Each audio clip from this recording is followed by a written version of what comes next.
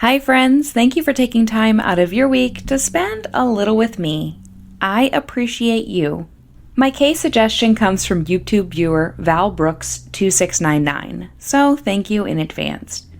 In 1985, 18-year-old Tom Odle methodically murdered each of his family members as they returned home for the day, a crime that shocked the community of Mount Vernon, Illinois. So as always, I ask you to join me as we remember the Odle family. Carolyn Eller was born on October 30th, 1946, to parents Harry and Evelyn. She was their only child.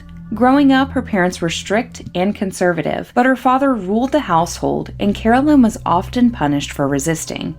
According to close friends, Carolyn's father was an alcoholic and she feared him. Her mother was more hands-off and allowed Harry to parent their daughter how he saw fit. She was active in her school activities and had many friends, but her father did not want her running around town. Carolyn married when she was still a teen, a union that was pushed upon her. One afternoon, Carolyn was escorted home by a classmate, and when they arrived at her house, he gave her a quick kiss goodbye before turning to leave. Carolyn entered the home where her father was furious. He witnessed the encounter through the window.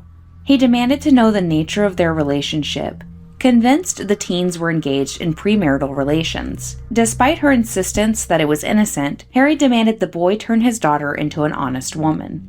Before she was 18, Carolyn and Robert became Mr. and Mrs. Odle. Their first son, Thomas, was born on December 20th, 1966, and from the start, Carolyn was not excited.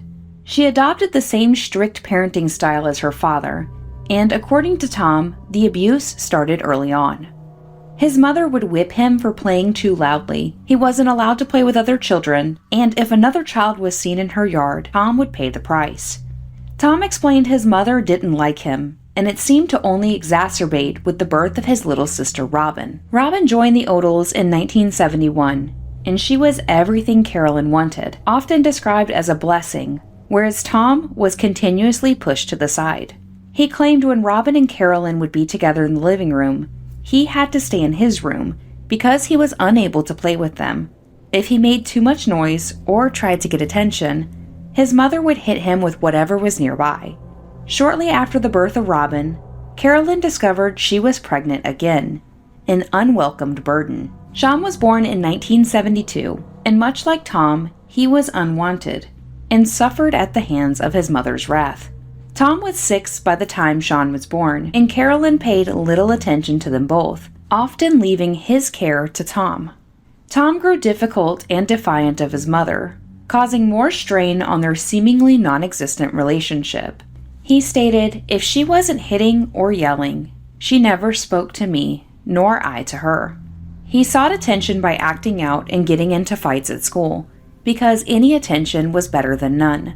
Tom did state growing up he and his father had a good relationship, but he only saw him on the weekends. Robert was not involved in raising the children since he worked overnight at the Illinois Bell Telephone Company. He was passive about the way Carolyn handled the children, even if the discipline was considered abusive. Robert loved his children and his wife. Carolyn stated her husband was a great provider and a good man. In 1975, the Odles' final child, Scott, was born. But Scott didn't seem to get the same treatment as her previous 2 sons. As Tom grew older, he became responsible for taking care of his younger siblings, since his father was at work and his mother spent her evenings out with friends. The older Tom got, the more he resented his family. He always had a fondness for his father, but explained he was unreliable and passive, whereas Carolyn was 2 different people. On the surface, she was the passionate member of the PTO at the elementary school and an overall upstanding fixture in the community. But then there was the other, the violent abuser who not only physically but emotionally beat her children down. On one occasion, the Department of Children and Family Services stepped in due to allegations of mistreatment against Sean. Sean started to get in trouble at school due to stealing other children's meals and trying to take additional food. Sean wouldn't say anything to authorities, but instead wrote in his school journal about the abuse he was facing. He documented how his mother would padlock the cabinets and the refrigerator to keep him out of them. When she left for the night, she would chain him to his bedpost from 8:30 p.m. until 7:30 a.m. to prevent him from going to the neighbors' homes for food. According to his mother, he was an overeater. If he was caught stealing food, she would punish him by taking away his dinner. School officials recalled it wasn't uncommon to see Sean with a black eye, and according to his journals, these bruises came from both his mother and his older brother Tom. After Sean admitted to the abuse, DCFS removed him from the home. When Carolyn was called to the school, she showed no emotion at the news of Sean's removal. Sean was gone for several months until the Odles completed a mandatory parenting course, which was done begrudgingly. Tom claimed during the time Sean was chained, he was often shackled too, just because. As he matured from child to teenager, Tom's schoolyard fights turned to criminal acts. By the time he was 13, Tom was introduced to marijuana, which he smoked only occasionally. His use didn't intensify until the following year. By the time he turned 14, Tom was working a paper route where he met a 28-year-old neighbor who introduced him to sex. By his sophomore year, Tom spent all of his free time drinking, getting high, and skipping school. By the summer, he graduated from marijuana to LSD, cocaine, and heroin. To support his new habits, he learned to break into homes where he stole valuables to sell for quick cash. His crime spree didn't last long, however. He was arrested shortly after, but due to being 15 at the time, he was released to his parents. He was charged with 4 counts of residential burglary and was found guilty. He was sentenced to 1 week in a detention center and also had to complete a delinquency intervention program, pay a $300 fine, and be placed on probation for 2 years. But this didn't cause him to change. Tom continued to use drugs, but took a break from breaking into homes. He decided to drop out of school, working random jobs here and there to fund his habits. His relationship with his parents remained tumultuous. They were stuck in a cycle of kicking Tom out and letting him back, when he had nowhere else to go. He would bounce from his parents' house to his grandmother's, who would ask him to leave after he stole from her. By the time he turned 17, Tom was involved with an underage girl. He claimed the two were in a relationship and seeing each other behind her parents' back. The girl got pregnant soon after, and Tom's father and the girl's father worked out 2 options for the situation. 1, Tom faced charges for his crime, or 2, he joined the military. Part of the deal involved the girl receiving an abortion. Tom decided to enlist with the Army. In the months leading up to his departure, he and the girl still saw each other, despite her father forbidding him from seeing his daughter. His time in the military was short-lived. He found himself enjoying the new skills he was learning, but also found himself missing the girl back home. He used an old knee injury to have himself medically discharged so he could return to Illinois. Upon his arrival, the girl was happy to see him and congratulating him on making the right choice, before breaking up with him.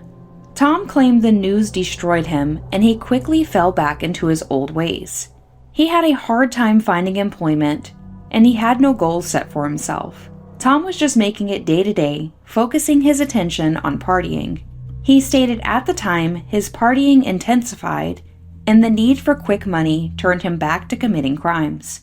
His parents once again kicked him out, and Tom went back to his grandma's. But, to no one's surprise, he was caught stealing again. But this time, rather than press charges, his grandmother made him take his GED test. He passed this with flying colors, and due to the accomplishment, his parents allowed him to return home. But the joy lasted just days. The Odles were once again fed up with their son and his behavior. After only 1 week, Carolyn decided enough was enough and gave Tom a deadline. He needed to find somewhere to go that was not a relative's home by the end of the week. Tom felt angry and rejected by his parents. With no options, he thought taking his life would be the best course of action, but he just couldn't go through with it, so he decided on a much grislier solution. According to his confession, Tom woke up on November 8, 1985, around 9:30 a.m. This was supposed to be his last day at his parents' home.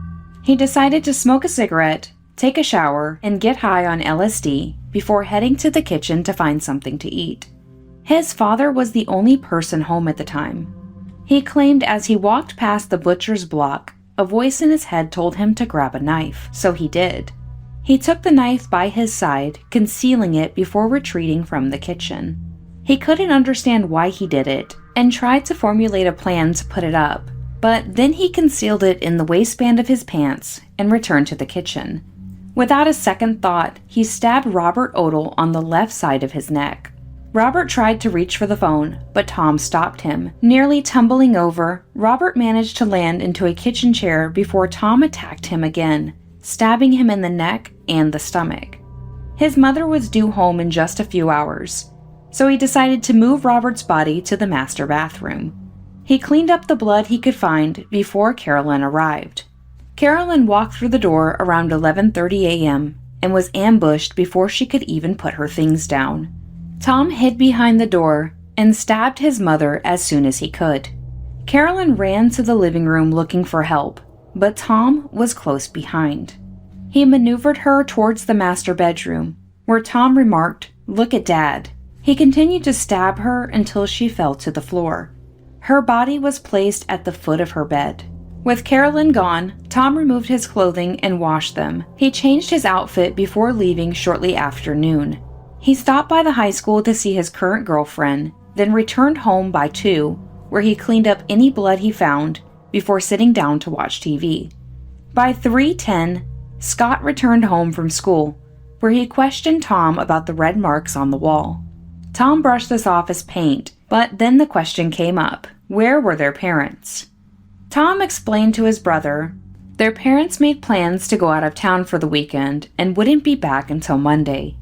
After his line of questioning, Tom asked Scott to go into the back room that all of the boys shared. When they reached the room, Tom started to strangle 10-year-old Scott. His hands became tired, so he decided to tie pajama bottoms around his neck and continue to strangle him. When he knew Scott was gone, he placed him in his parents' room next to Carolyn. By then, it was 3:30, and Tom realized his other 2 siblings were usually picked up by their mother, so he went to pick them up. When the trio returned to the house, he left Robin in the living room while he blindfolded Sean. He steered him into his parents' bedroom, and instead of removing the blindfold, he restrained his hands behind his back with a towel. Tom then stabbed 13-year-old Sean in the throat 3 times, then in the cheek, and lastly in his head. Believing Sean was gone, he left to get Robin, but realized Sean was still alive. He turned back, stabbed him again in the head, then in the back of the neck. He left Sean in the room, then changed back into the clothes from earlier and turned his attention to 14-year-old Robin. He told her he had a surprise for her in their parents' room. He held his hands over her eyes as they entered. When he uncovered them, he showed her the bodies of their family members, before stabbing her in the neck several times and once in the side. Tom cleaned the blood off of himself, changed his clothes again, then locked up the house and took his father's car. He made plans to pick up his girlfriend from a nearby gas station. Once together, the couple met a set of friends and drove around for a bit before heading to a motel for the night. The friends he was with remarked seeing red stains, which Tom said was paint. They also noticed cuts all over his hands. Tom didn't tell his friends or girlfriend about the murders and continued on with the night like nothing happened. The following morning, his girlfriend received a call from another friend while at the motel, explaining the cops were looking for Tom. The night before, Robert's employers realized he did not come to work. It was unlike Robert to not show up, so they sent the police to the Odle residence, where initially they thought nothing was wrong. It took 3 drive-bys for one of the officers to peer into the window where a body was spotted. Neighbors recalled seeing Tom drive the family car, a white and brown Mercury, something he was forbidden to do, so they suspected something might be amiss. Tom was discovered at the Mount Vernon Motel, where he was taken into custody around 9:50 a.m. on November 9th. During questioning, Tom admitted to murdering his family. When asked why, he explained the day prior, his parents argued with him about everyday nonsense. Tom stated they complained all the time for everything he did, constantly jumping down his throat and pressuring him. It was going on for years, and when he was asked to find another place to live, he just snapped. Then he was questioned about his siblings. If the argument was because of his parents, why kill his siblings too? Tom stated that once his parents were gone, there was no one else to take care of the children. When police asked why not a relative, Tom explained that the children would have found the bodies and would have told on him.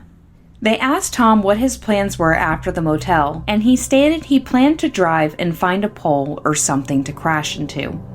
Prior to his trial, Tom underwent a forensic evaluation where he was diagnosed with chronic depression due to a sense of loneliness and emptiness.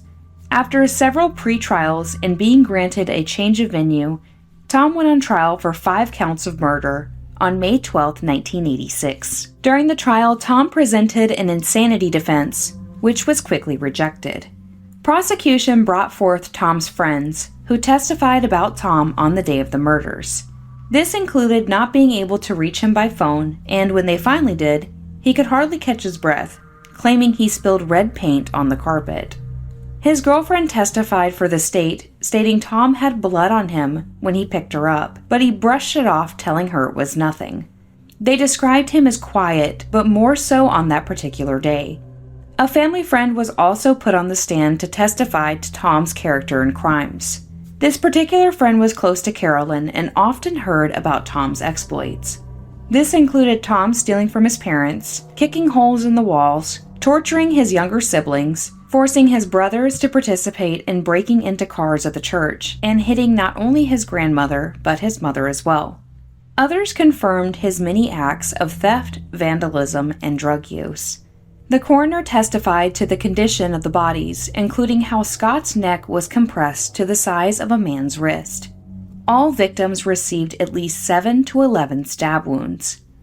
His confession was also played at trial, which showed a lack of emotion and remorse. The court determined that all 5 murders were premeditated based on Tom's own words, since he claimed he periodically thought about killing his family. Tom's lawyer testified during the murders he felt nauseated as he killed his family, but he just couldn't stop. Something took a hold of him and made him do it. They cited testimony from the psychologist that Tom was a victim of years of abuse by his mother, where violence was normal. Tom being pushed out of his family was the ultimate rejection, and combined with his drug use, he sought revenge. But the jury determined whatever was happening in the Odle family did not grant Tom a license to kill. On May 29, 1986, a jury panel deliberated for less than 2 hours before finding Tom guilty on all 5 counts. His sentencing hearing was set for June 30, 1986, where it was decided Tom would be sentenced to death by lethal injection. Tom was on death row for 17 years before his fate changed. Due to fears of wrongful convictions throughout Illinois, a moratorium on executions was placed in 2001, which commuted his death sentence to life in prison. During this time, Tom started to reflect on his life. He explained prior he didn't care, because he was going to die, but being faced with the future, he decided to understand why he committed the crimes and the aspects of his diagnosis. In 2003, he wrote to neuropsychologist Dr. Robert Hanlon. Tom worked with Dr. Hanlon 2 years prior when he was reevaluated and diagnosed with antisocial personality disorder. Together, Dr. Hanlon and Tom corresponded through a series of letters, which were then published into a book, Survived by One: The Life and Mind of a Family Murderer, in 2013. The book, which Tom received no compensation for, is a combination of his letters and therapy sessions designed as a tool to help understand what drives someone to kill. Dr. Hanlon concluded Tom was not mentally ill. He was well aware of what he was doing. He explained Tom's personality factors, combined with drug use at the time, led to impulsivity and aggressive tendencies. His motivation was revenge. Revenge against Carolyn for years of abuse, and against Robert for idly standing by and just watching it unfold. Dr. Hanlon felt he only killed his siblings because at the time he was in a homicidal state of mind. After killing his parents, he compared Tom to an out-of-control freight train. Once it started, he couldn't stop. Dr. Hanlon expressed his belief that this crime was not premeditated. Since his self-reflection began, Tom states he feels shame for what he did and how it has affected his community and relatives, since everyone knew of the Odle family. Currently, Tom Odle is serving his sentence at the Dixon Correctional Center in Illinois, where he spends his time creating art. The funeral for Robert, Carolyn, Robin, Sean, and Scott Odle was held on November 13, 1985 at the Park Avenue Baptist Church. They were laid to rest at the Mount Vernon Memorial Gardens in Woodlawn, Illinois. Hi friends, if you made it this far, thank you so much for watching. As always, I'm interested in hearing your thoughts, so leave them below and we can chat about this case. If you found this to be informative, please consider giving the video a thumbs up to let YouTube know you want more from me. And lastly, if you're not subscribed yet, you should, because we would love to have you under the ash tree. Sorry for the delay on this first upload of the year. I was pretty sick around the end of last month, and thank you, by the way, to everyone who reached out and sent me well wishes. That was very thoughtful and kind. Made New Year's a little better. So thank you. But when I found out about the book for this case, I read that in my downtime, and I had to finish this up before I could start writing the script, because I'm just one of those people. I just have to finish what I start. So I will say this, if you haven't read the book, check it out if you can. I found it to be interesting to hear the first-hand accounts from Tom, combined with the known facts of the case. I hope everyone's year has had a great start so far. This is just the first of many videos to come, so I hope you will continue to stick around with me. Thank you for your time and support. You all are truly the best, but for now, we must part ways. So stay safe out there, and I will see you in the next one. Bye, friends!